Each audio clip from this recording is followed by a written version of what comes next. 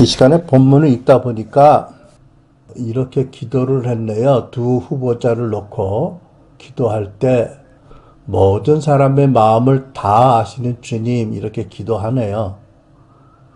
우리들이 집사를 세우거나 또는 장로님들, 권사님들을 세우고 할 때 또는 목사를 안수할 때 마음을 보고 하는지 마음보다는 표면에 나타난 행위들을 보고 하는지 그들의 어떤 지력을 보고 하는지 또 무슨 영향력이나 경제력을 보고 하는지 잘 모르겠지만 다락방에서 11사도들이 기도할 때는 하나님께서 마음을 다 아시는데 그 마음을 기준으로 해서 주님께서 뽑을 것을 믿고 이렇게 기도했어요. 그죠?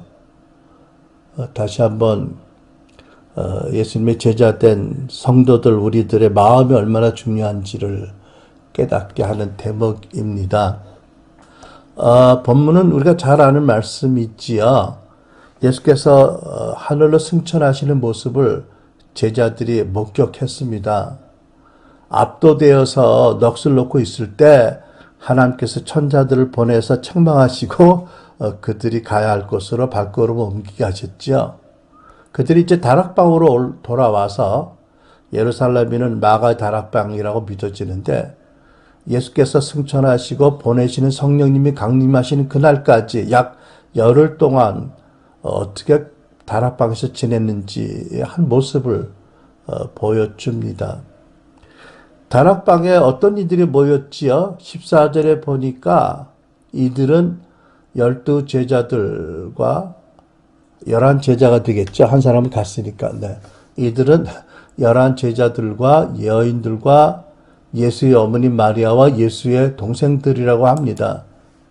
아니 11사도를 포함한 여러 제자들이었겠지요. 네. 그리고 15절은 그러니까 120명쯤 모였다고 합니다. 근데 제 생각에는 다락방 기도회를 처음 시작했을 때는 11제자들과 몇 형제 제자들과 여인들과 예수님 어머니 마리아와 예수님 동생들이 모였을 거라고 저는 믿습니다. 한 3, 40명 모였겠지요. 네. 그런데 이제 이 기도회가 계속 진행되면서 소문이 나니까 이제 사람들이 모여서 결국은 성령 강림절 직전에는 한 120명쯤 이렇게 모였을 것이라고 믿어집니다. 근데 여러분 우리가 성경을 보면 복음서를 보면 그 12제자들을 포함한 일단의 소무리가 예수님을 충성되게 따랐지요.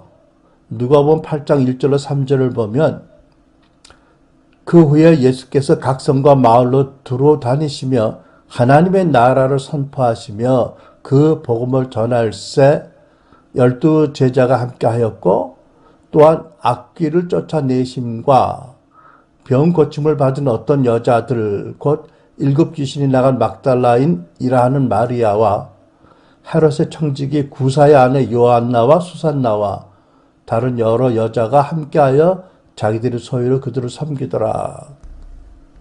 악귀를 쫓아내심의 경우는 막달라 마리아, 7귀신 나간 막달라 마리아를 말하는 것 같고요. 병 고침받은 어떤 여자들은 헤롯의 청지기 구사의 아내 요한나와 수산나 및 다른 여러 여자들이 있었다라고 믿어집니다. 물론 병 고침 받은 사람들 중에도 악귀가 쫓겨남을 받은 사람도 있겠지만 아무튼 두 그룹이네요. 그죠?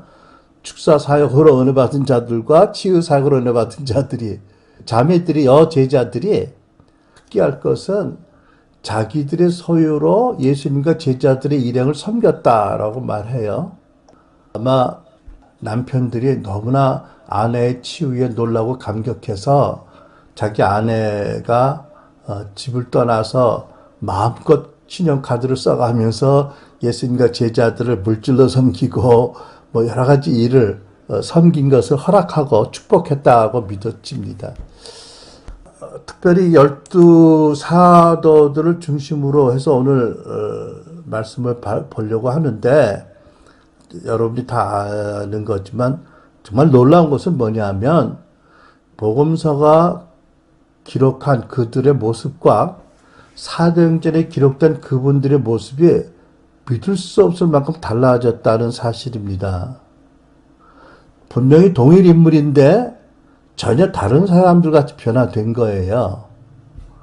그래서 무엇이 어떻게 그들을 그렇게 변화시켰나, 이것이 핵심 포인트입니다. 분명히 같은 사람들인데, 그리고 복음서가 끝나고 사도행전이 시작되는 그 시기가 별로 그렇게 길지 않은데 어떻게 저들이 그렇게 그 기간 동안에 그렇게 급격하게 변화가 되었을까? 이것에 대해서 성경이 뭐를 말씀하고 계시고, 여러분과 내가 뭐를 배워야 할 것이고, 여러분과 나 자신과 또 우리 가정과 우리 교회에 적용할 교훈이 무엇인가를 좀 살펴보길 원하는 마음이 있어요. 사실은 이것 때문에 우리가 엘라이자 하우스를 섬기는 거지요. 그리고 우리가 지난 주간에도 엘라이자 하우스 세미나를 섬기고 돌아봤지만, 하나님의 말씀이 이에 관한 그 변화와 성화에 관한 말씀을 이렇게 생각해 보면 이런 말씀들이 있고 그 말씀 가운데 긴장이 있는 것을 우리가 보지요. 예를 들면 고린도후서 5장에 보면 그런즉 누구든지 그리스도 안에 있으면 새로운 피조물이라 이전 것이 지나갔으니 보라 새 것이 되었도다, 이런 말씀이 있고, 그럼에도 불구하고 빌립보서 2장 12절에 그러므로 나의 사랑하는 자들아 너희가 나 있을 때뿐 아니라 더욱 지금 나 없을 때에도 항상 복종하여 두렵고 떨림으로 너희 구원을 이루라 하는 말씀이 있고요. 또 히브리 10장에 보면 오직 그리스도는 죄를 위하여 한 영원한 제사를 드리시고 하나님 우편에 앉으사 그 후에 자기 원수들을 자기 발등상에 되게 하실 때까지 기다리시나니 그가 거룩하게 된 자들을 한 번의 제사로 영원히 온전하게 하셨느니라, 이런 말씀이 있어요. 제가 긴장이 있다고 표현을 했지만 사실은 육신적인 생각으로 보면 충돌되는 말씀 같이 보여요. 이미 거룩하게 되었고 이미 영원히 온전하게 되었는데, 근데 뭐 때문에 항상 복종해서 두렵고 떨림으로 구원을 이루려고 하시는가? 새 피조물이라고 하셨는데, 이제 이런 말씀들을 우리가 보면서 어떤 교회에서는 히브리서 10장이나 고린도후서 5장 말씀을 강조해서 치유와 변화와 성화의 과정에 대해서는 동등하게 강조하지 않는 그런 교회들이 많이 있는 줄 압니다. 근데 저는 하나님의 말씀은 다 성령의 감동으로 지어진 조금 더 틀림없는 거룩한 말씀이고, 이 말씀들 가운데 하나님의 마음이 깊은 놀라운 마음이 계시되고 있고, 이 말씀들 가운데 우리를 부르심의 길이 있다, 치유와 변화와 성화의 그 길이 있다라고 믿고요. 우리는 감사하게도 셀포드 목사님의 티칭을 만나서 그 길을 가면서 교훈과 축복을 우리 자신에게 적용하고 또 우리에게 보내준 이들을 위해서 섬기는 특권을 받았다라고 믿습니다. 아무튼 복음서가 기록한 제자들의 모습과 사도행전이 기록한 제자들의 모습은 동일 인물이라고 믿기에는 너무나 다른 아주 완전한 변화, 성화된 모습을 보고 있는데, 첫째로 복음서에서 기록된 제자들의 모습, 또 사도들의 모습이 어땠나를 좀 생각해 봐야 할 것입니다. 물론 우리가 성경 여러 곳을 함께 봐야 되겠지만 주로 누가복음의 말씀을 중심으로 볼 겁니다. 누가는 본래 직업이 의사잖아요. 굉장히 이성적인 분인데 그분이 또한 모든 것을 잘 살펴서 그래서 검증하고 믿을 만한 내용을 체계적으로 기록했기 때문이에요.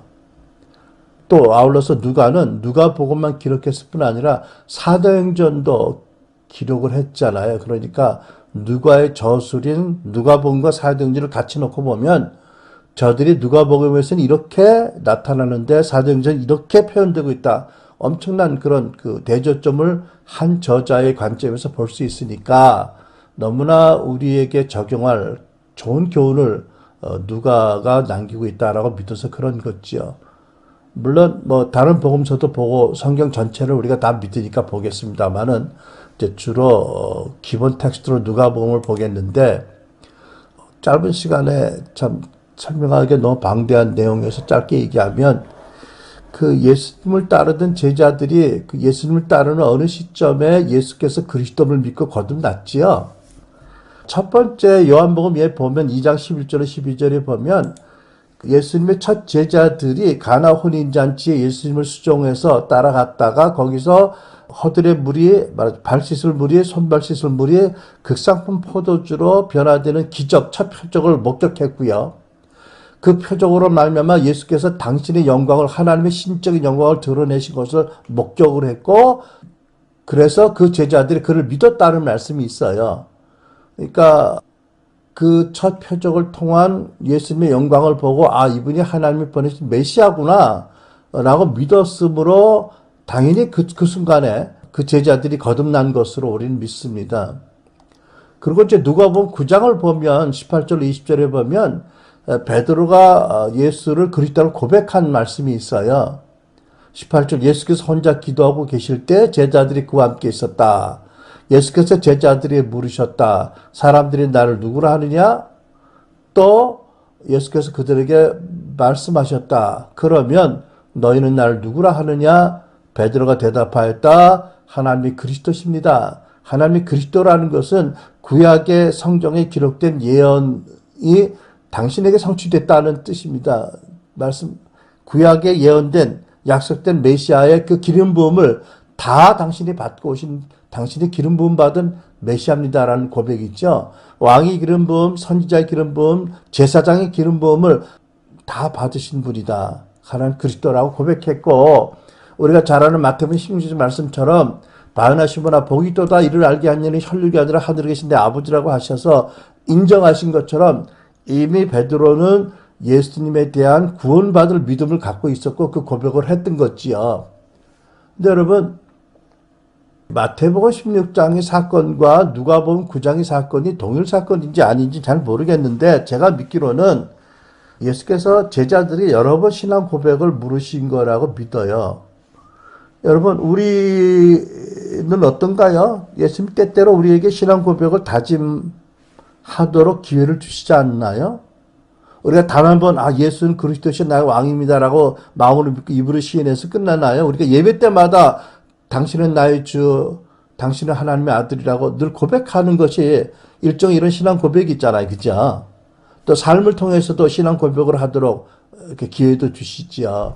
그러니까 아마 여러 번 고백했을 것이다 라고 믿어요. 그런데 아주 흥미로운 게 있어요. 뭐냐 하면 마태복음이나 누가복음 두 가지 다 그 베드로의 신앙 고백 이전에 예수께서 이미 베드로와 다른 제자들을 사도로 임명했다고 기록되어 있어요. 자, 그러면 아니 예수님께서 신앙 고백도 들으기 전에 사도로 임명하셨을까? 아무리 하나님이 하시는 일이 기이하더라도 그런 것 같지는 않고요.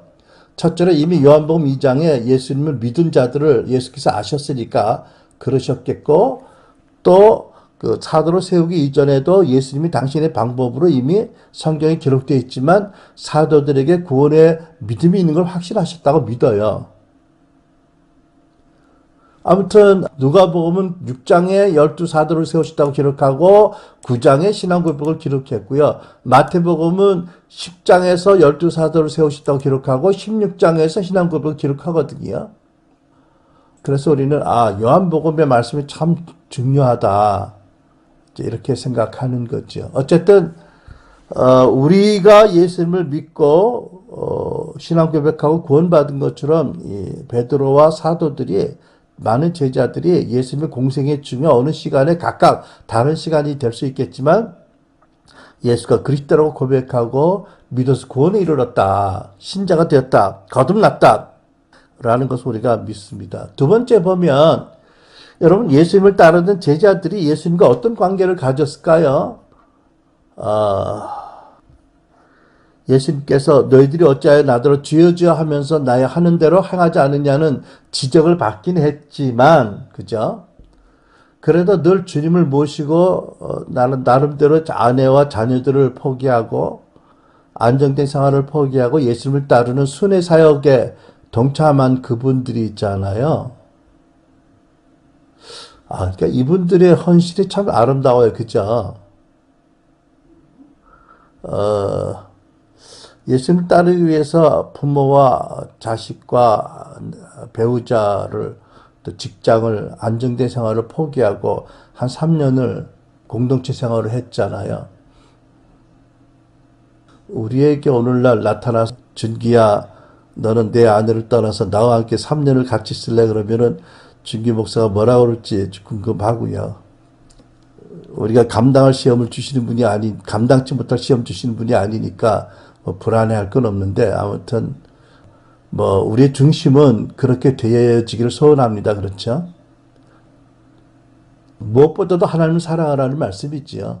무엇보다도 하나님을 경외하고 죄를 미워하고 무엇보다 하나님을 사랑하고 어떤 우상도 가지지 말고 그러나 주의 뜻 안에서 가정을 잘 섬기고 주어진 환경 가운데서 충성하는 것이 우리의 부르심이니까. 하지만 이제 중심을 얘기해 보는 거지요. 나도 마찬가지 되겠지요. 애들이 다 컸으니까 괜찮을래나?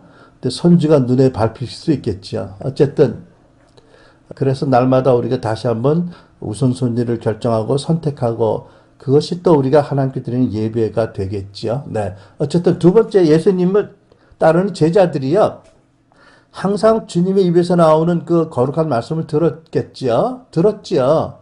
그리고 나름대로 예수님과의 친밀한 관계를 갖고 있었어요. 그죠? 당연하잖아. 예수님 모시고 다니니까 예수님이 산상수훈 말씀할 때도 옆에서 들었고 다 들었어요. 말씀을 늘 들었어요. 하나님 말씀. 그리고 예수님과 친밀한 관계를 어느 정도 다 가지고 있지 않았을까요? 예를 들어 요한복음 11장을 보면 예수께서 우리 친구 나사로가 잠들었다. 그러니까 우리 친구 our friend니까 먼저 전제는 나와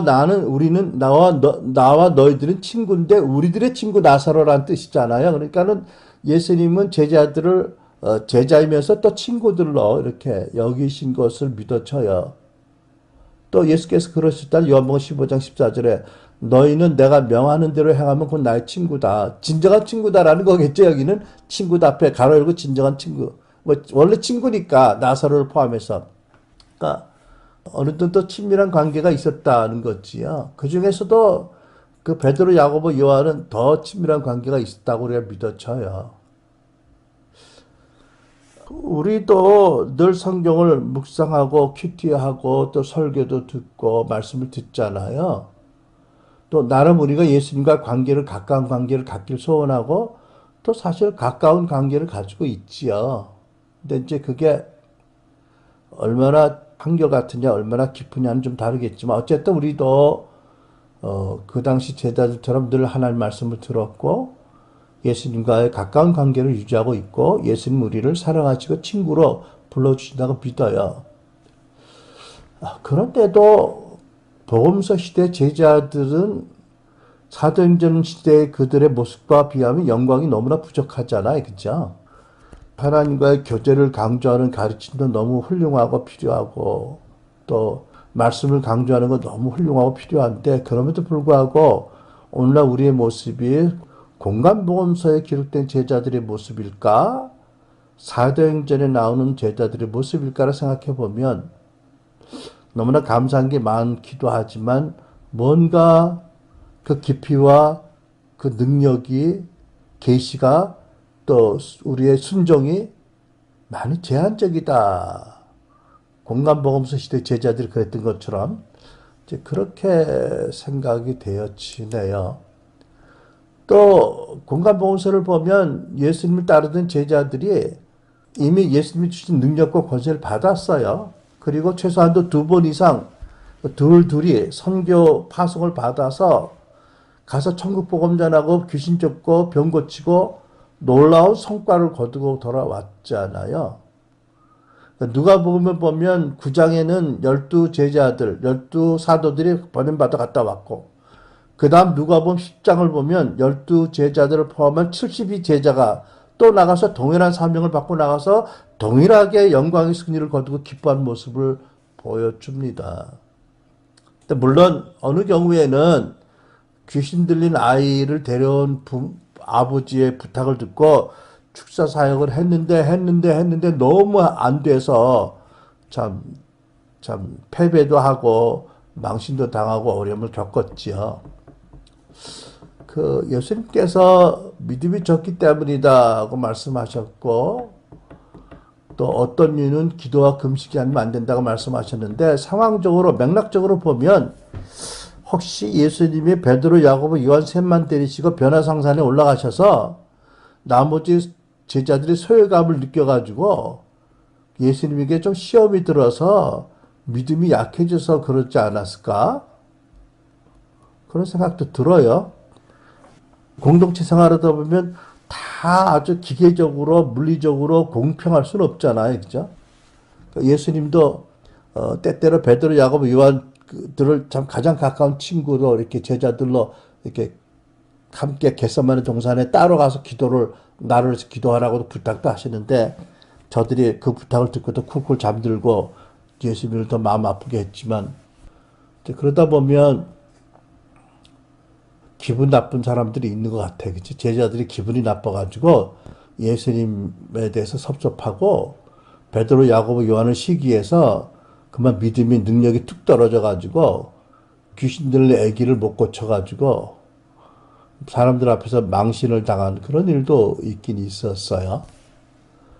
또 보면 이제 이분들이 사도로 세워진 다음에도 아직 내면에 치유받지 못한 상처들이 있고 그래서 그 옛사람의 그 기질들, 쓴뿌리들이 있고 성화되지 못하고 그래서 거듭거듭 자기들이 가진 문제와 옛사람의 기질들이 또 시기심, 질투 이런 게 계속 일어난 걸 보지요.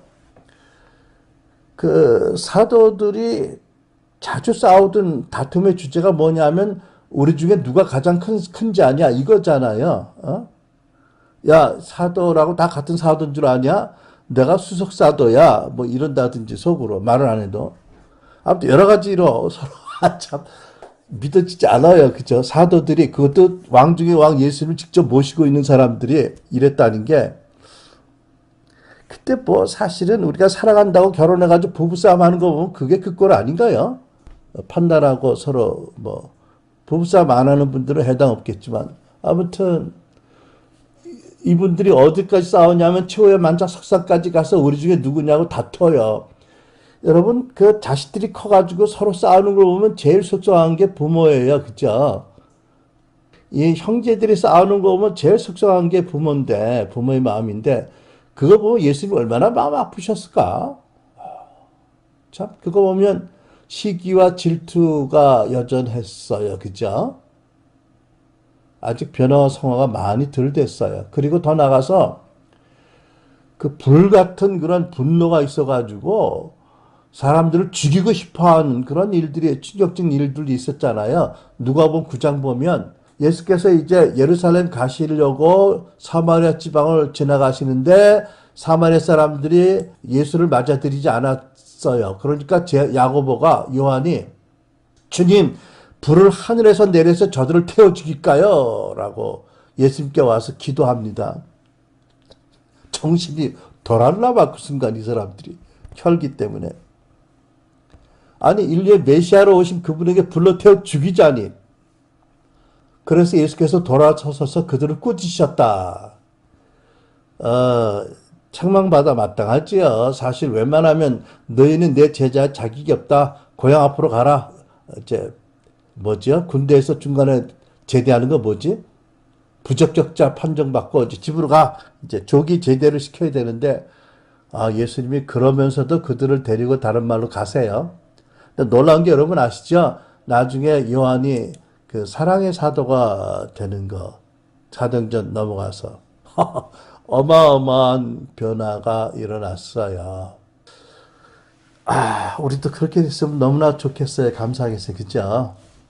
그리고 이제 결정적으로 사도 중에 한 사람 가룟 유다는 예수님을 은 30냥에 팔아 넘겨서 십자가 못 박아 죽게 배신했고 베드로는 예수님 끝까지 따라가서 바로 옆에서 속을 뒤집어 놓고 나는 저를 모른다고 알면 저주가 있다고 그 눈앞에서 배신을 때리고 어떤 사도는 뻘거벗고 도망가고 아주 각자 다 예수님을 배신했어요. 그죠? 결정적인 순간에. 사도들이에요.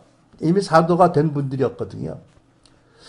자, 그러니까 그렇게 보면 우리가 예수 믿고 거듭나고 직분을 받고 때로 능력이 나타나고 뭐 그렇게 해도 또 주님과 교제를 깊이 한다고 하고 말씀을 잘한다고 하고 말씀대로 산다고 그래도 너무 감사한 일이지만 다 은혜지만 역시 공간복음서 제자들의 수준이 아닌가? 하나님께서는 그런 우리들을 변화시키셔서 사도행전적인 교회로 세우시기를 간절히 소망하고 계신 게 아닌가? 그러므로 우리가 그 중에서 누가 제일이냐고, 누가 큰 교회냐, 적은 교회냐, 장자 교단이냐, 뭐 이런 쓸데없는 것으로 다툴 게 아니지 않나? 정말 푯대를 바라보고 뒤에 것을 잊어버리고 달려가야 되지 않는가? 정말 더 하나님 뜻이 무엇인지를 구하고 우리 마음의 변화를 받고 우리가 성화되어서 예수님을 더 닮아가야 되지 않겠는가? 이런 도전이, 큰 도전이 이 시대 제자들에게 있는 것을 보고 우리에게 있는 걸 보지요. 자, 두 번째. 그런데 예수님께서는 그런 제자들을 어떻게 대하셨나? 첫째로 예수님 제자들을 저들로 부르실 때부터 그들이 배신할 거 아셨을까? 모르셨을까요? 아셨죠. 알고 계셨어요. 그럼에도 불구하고 아버지의 뜻을 따라서 저들을 제자로 부르시고 저들을 사랑하고 신뢰해 주셨어요. 언젠가 너는 나를 배신 때릴 놈이다 라고 생각하셔서 거리감을 두시거나 차별하시지 않으셨다고 믿어요. 그들을 참 끝까지 사랑하셨다고 성경은 말씀하세요. 그리고 그렇잖아요. 특별히 누가복음 22장을 보면 시몬아 들어라 사단이 밀처럼 체질하려고 너희를 요구하였다. 그러나 나는 너의 믿음이 꺾이지 않도록 너를 위해서 기도했다. 내가 정신 차리고 이건 내가 붙임바 가로 열고 정신 차리고 돌아올 때는 내 형제를 굳세게 하여라. 베드로가 예수께 말하였다. 주님 나는 감옥에도 죽는 자리에도 주님과 함께 갈 각오가 되어 있습니다. 그러나 예수께서 말씀하셨다. 베드로야 내가 내게 말한다. 오늘 닭이 울기 전에 3번 내가 나를 모른다고 할 것이다. 자, 베드로 보시고 주님이 어떠셨을까요? 말대꾸를 해요. 이제는 이제 말대꾸를 이제 주님이 예언하시는데 아니래잖아. 그러니까 말씀 안 하세요. 네가 새벽 닭이 울기 전에 3번 나를 모를 것이다. 모른다고 부인할 것이다. 그래서 캐나다에 가보니까 어떤 교회는 십자가 대신에 탑에다 뭘 달아놓은 줄 아세요? 닭의 형상을 달아놨더라고. 재미있어, 그죠? 새벽 닭이 울 때 베드로가 그때야 정신이 돌아와서 밖에 나가서 통곡하며 울었더라. 근데 이미 예수님을 입으로 부인한 다음에요. 나 모른다고 스스로를 저주한 다음이지요. 그런데 기가 막히게 예수께서 배신당하시고 십자가에서 돌아가신 다음에 부활하셔서 제자들을 찾아오십니다. 어떻게 몽둥이 들고 심판을 가지고 아니지요.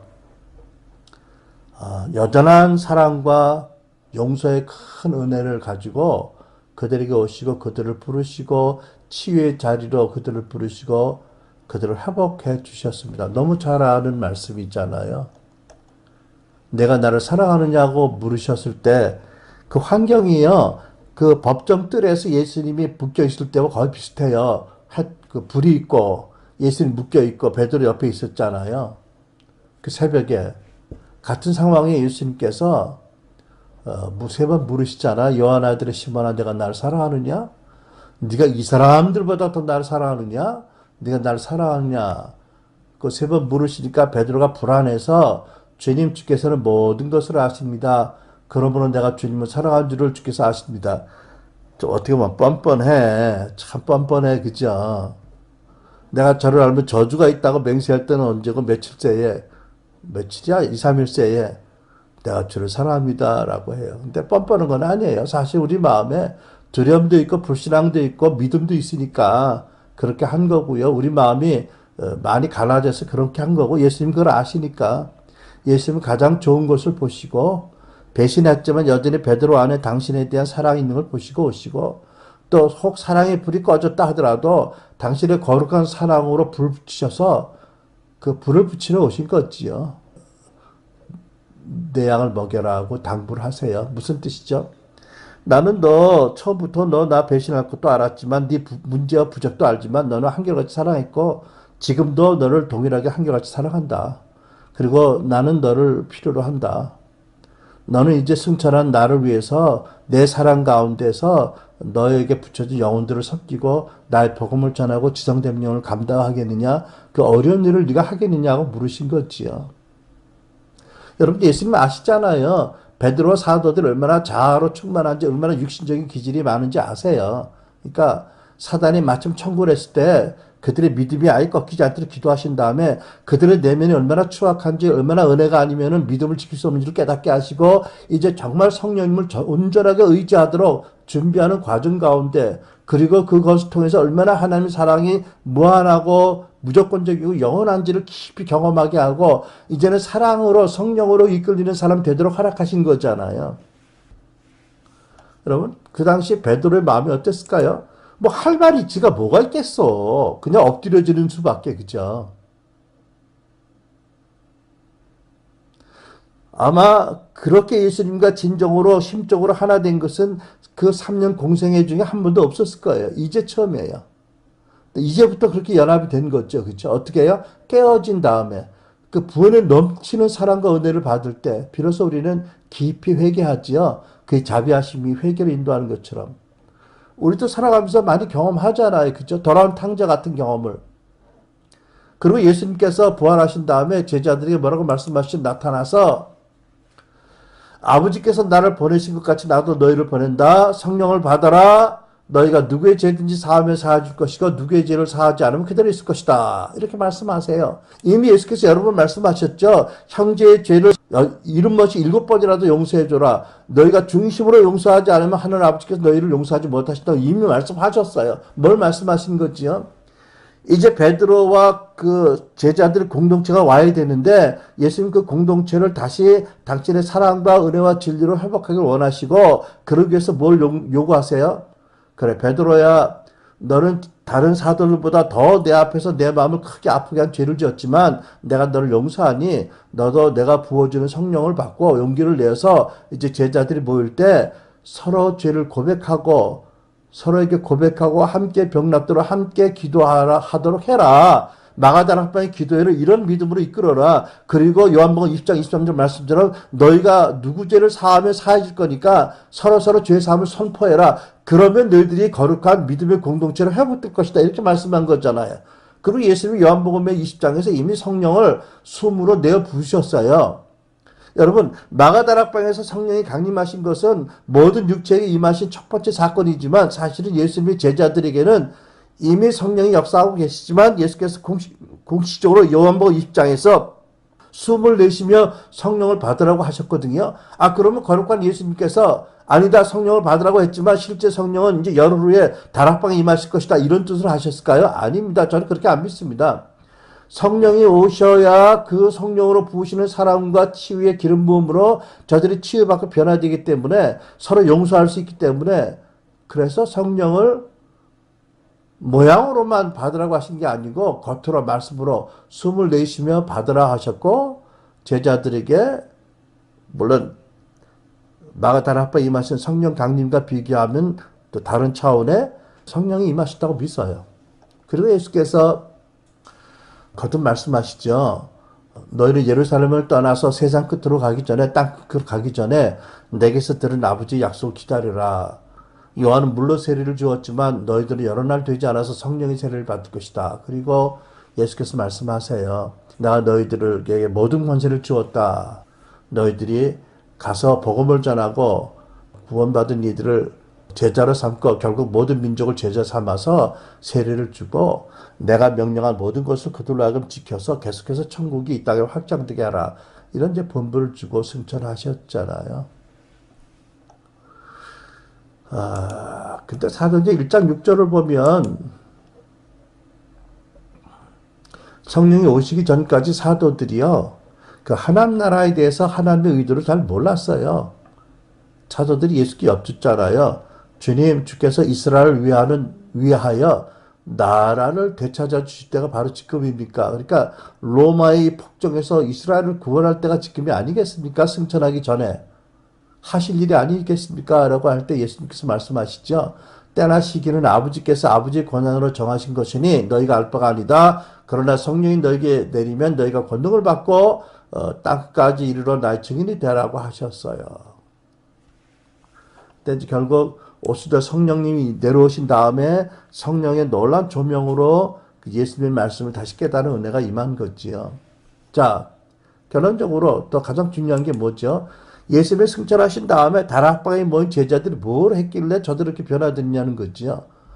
첫째는 무엇보다도 약속하신 성령의 권능으로 임하고 저들이 성령의 사람이 되었기 때문에, 그렇다면 성령의 사람이 되기 전에 저들이 뭘 했죠? 처절하게 저들이 자기들이 안에 있는 내면의 죄를 깨닫고 예수님을 배신한 죄를 처절하게 깨닫고 깨어졌기 때문에 성령이 임하신 거지요. 여러분, 그 사도 바울이 로마서 7장에 보면 오라 곤고한 자로다 이 사망에 머물러서 누가 나를 구원하랴. 하나님을 기쁘게 하라는 마음이 있는데 내 안에 죄악의 세력이 있어서 나를 자꾸 하나님의 미워하시는 죄를 끌고 간다는 고백을 했잖아요. 이 계시가 제자들에게 임한 거지요. 그러니까 내가 예수 믿고 권능도 받고 예수 믿고 선교 사역도 나가서 승리도 거두고 내가 예수님의 제자라는 특권도 받았지고 말씀도 늘 접하고 있고 또 뭐 내가 늘 예수님과 교제도 하고 기도응답도 받지만 여전히 자기중심적이어서는 아직도 사도행전적인 제자들의 영광에 거룩에 이르지 못한다라는 것을 깨닫게 하는 사건이잖아요. 주님의 은혜로 말미암아 철저하게 내 안에 있는 중심성이 깨어지고 육신의 기질이 깨어지고 이제 내 안에 아무 소망이 없다는 것을 절규하고 예수님이 성령님이 아니면 아무것도 못한다는 정말로 깨닫게 하는 것이 이들을 변화시킨 거잖아요. 그게 우리들에게도 필요한 거고요. 그렇죠? 그 다음에 뭘 했죠? 저들이 모여서 여인들과 예수님의 어머니 마리아와 예수님의 동생들과 함께 마음을 모아서 기도했다고 그러잖아요. 어떻게 함께 마음이 모아져요? 예수님의 동생들은 예수님이 미쳤다고 그러고 예수님을 잡으러 다닌 사람들이었고 예수님의 제자들은 서로 사도가 된다면 누가 제일이냐고 싸웠고 서로 죄를 지었잖아요. 여러분 죄를 짓고 그 은혜가 아니면 서로를 미워해요. 그죠? 그러니까 우리가 낙태한 다음에 이혼한 분들이 많다고 그러는데 그런 거 아니에요. 그죠? 구약에 보면 다윗의 누구죠? 큰아들이 여동생을 사랑해서 연애해서 괴계를 부려서 그리고 성폭력을 허한 다음에 그 다음에라도 사랑이라 해두면 되잖아. 그에게 망신 수치를 해가지고 내쫓아가지고 일생을 불쌍하게 살게 만들었잖아요. 그러니까 죄악이 그런 거 하는 거잖아요. 근데 이들이 어떻게 하나 됐냐면 예수님이 평소에 하신 말씀을 기억한 거죠. 성령 안에서. 용서해라. 중심을 용서하지만 안 된다. 판단하지 말아라. 그리고 죄를 서로 고백해라. 그리고 서로 끌어안고 함께 죄사함을 선포해줘라. 그럴 때 하나가 될 것이다. 깨어진 관계가 회복되고 하나님과 관계가 회복된다. 이 교훈이 이 성령으로 숨으로 받으라고 하신 임하신 성령으로 말하면 이 말씀대로 한 거 아니겠어요? 그죠? 베드로에게 예수님이 말씀하셨잖아요. 형제들아 내가 너희들을 평상시에 너희들은 다 주를 배신해도 나는 죽는 자리에도 간다고 그랬는데 내가 주님을 끝까지 찾아가서 주님 마음을 그렇게 아프게 한 죄를 지었다. 면전에서 내가 저를 모른다 알면 저주가 있다고 했다. 나를 용서해달라고. 그 서로 죄를 고백했지 않겠어요? 나는 빨가벗고 도망갔다. 가룟유다는 이미 자살해서 스스로의 갈 길을 가버렸죠.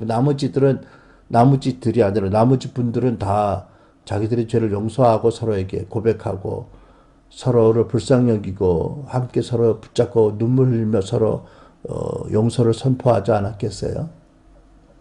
그러니까 마음이 모아지셨죠. 하나가 됐죠. 거기에 성령이 임하실 수 있게 된 거지요.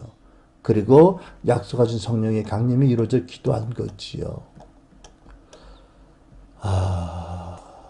그러면서 동시에 보면 다락방에서 저들이 열을 잃는 동안에 구약 성경을 살펴보면서 구약에 기록된 메시아에 대한 관한 증거와 예언의 말씀이 어떻게 예수님을 통해서 이루어지는지 저들이 성경을 상고했어요.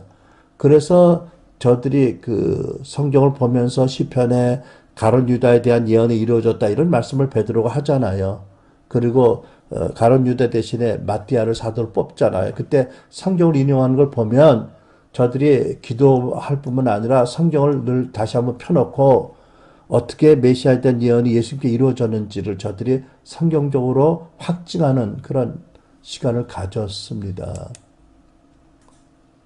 결국 여러분, 하나님의 의도하신 대로 저들이 성령을 받고 성령의 충만함과 권능을 받고 저들이 죄 씻음을 받고 저들의 관계가 회복되고 하나가 되어서 정말 예수님이 하신 말씀, 예수님의 교회의 영광을 저들이 받게 되고 예수님 하신 말씀, 나의 하는 일을 너희들이 할 뿐나 더 큰 일도 할 수 있다라는 말씀을 이루고 초대교회 거룩과 권능으로 충만해진 걸 봅니다. 물론 여러분, 사도들이 그렇다고 다 완전해진 것 같지는 않아요. 그죠? 베드로가 어느 날 그 이방인하고 함자리에서 음식 먹다가 예루살렘에 있는 야고보 사도가 보낸 형제들이 왔다 소리 듣고 후다닥 안 먹었죠. 옆방으로 도망갔다가 바울 사도한테 면전에 책망받은 걸 보면 퍼펙트하지는 않았어요. 그죠? 또 바울과 바나바가 서로 마가 때문에 싸우고 헤어진 걸 보면 그 뭐 싸우고 헤어질 거 뭐 있냐? 잘 얘기하고 헤어져도 되는데 완전하진 않았어요. 죄송하지만 이 땅에서 완전한 분은 예수님 한 분이시고요. 하지만 복음서가 증거한 제자들과 사도행전에서 증거된 제자들은 천지 차이가 있지 않나요? 그러니까 질문은 이겁니다. 여러분과 나는 어디 있느냐는 거죠. 지금 어디에 있느냐? 우리가 정말 하나님을 기쁘시게 하는 믿음으로 살고 있느냐? 하나님을 기쁘시게 하려는 믿음은 있는데 내 자리가 어딘지, 우리에게 믿음의 부족이 무엇인지, 우리가 이미 계시된 말씀 가운데 어떤 것을 아직도 외면하고 있는지, 그래서 누가복음 6장 말씀처럼 어찌하여 너희가 나더러 주여 주여 하면서 내 말대로 행하지 않느냐라는 말씀을 지금도 듣고 있는지 아닌지, 어떻게 해야 될 것인지